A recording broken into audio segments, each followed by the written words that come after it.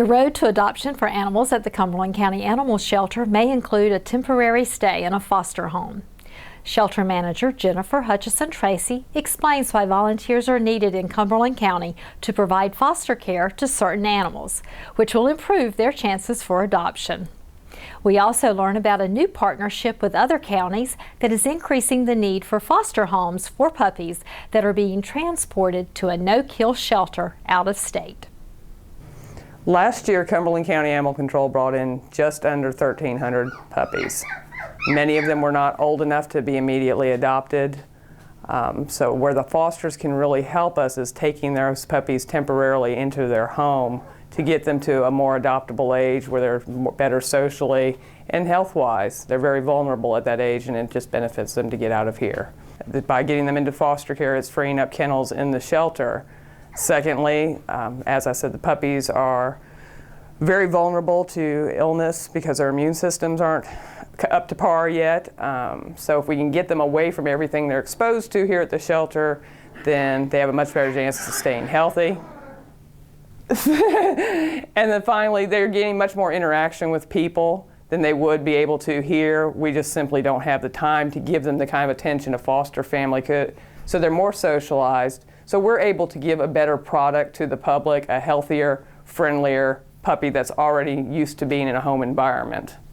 Some of the rescues that we do work with, and most notably North Shore Animal League, which we've just sort of partnered up with, do require quarantine of any animals we're sending to them of a minimum of 2 weeks. And that is to ensure that they are not incubating any infectious diseases that could be transmitted or spread through their shelter there. The idea is these puppies get up there, they're immediately able to be put up for adoption so that they can come get more puppies from us. So that's the reasoning behind it. And the best way for us to meet those quarantine requirements is to get these puppies into foster care here so that, that 2 weeks is done, they're not risking anything, and we can send them on their way.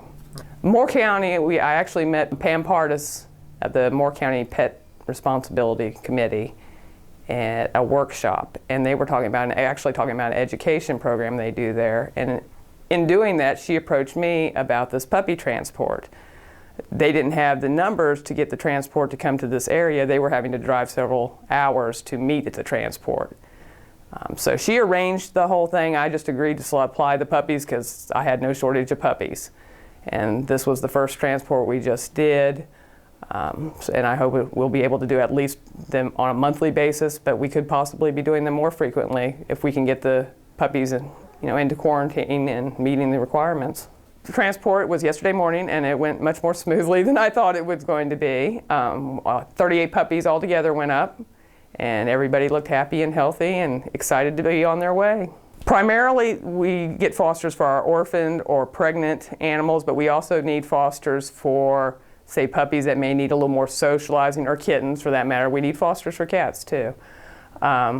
Occasionally we'll have an animal that a rescue is wanting to take, but they don't have a transport coming through, so we may need a foster home to park the animal in for a few days just so it's not taking up space here in the shelter.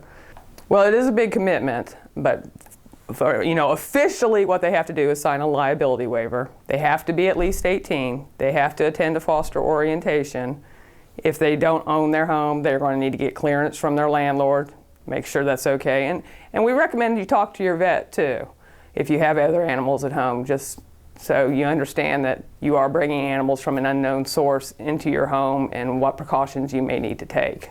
Oh, we're always looking for volunteers, and they serve in many functions, whether it's just making the quality of life for the animals here in the shelter better by playing with them, bathing them, interacting, helping potential adopters that come through, various events that we attend, our adoption events or educational events. The volunteers are a big help at all of that. So really the need is endless, and the possibilities are endless. We are always thinking of new things for a volunteer to do. What we are looking for in our foster program, we are not looking for people that are wanting to try out an animal to see if they want to adopt it. We are looking for people to keep animals for anywhere from a few days to usually no more than 3 months.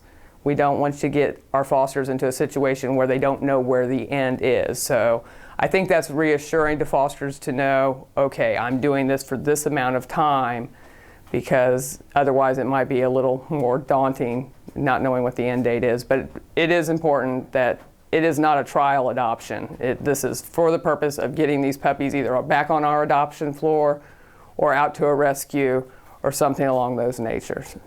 Foster program is a relatively new one, and it has saved a lot of lives already, and by expanding it, we can save more. We're giving animals a chance at adoption that would have not gotten a chance otherwise because of their age, because of our space limitations, because of becoming exposed to an illness, and we didn't have the space to treat them here. There's a number of ways that the fosters that are able to save their lives, and really for the contribution that it's a little bit of time.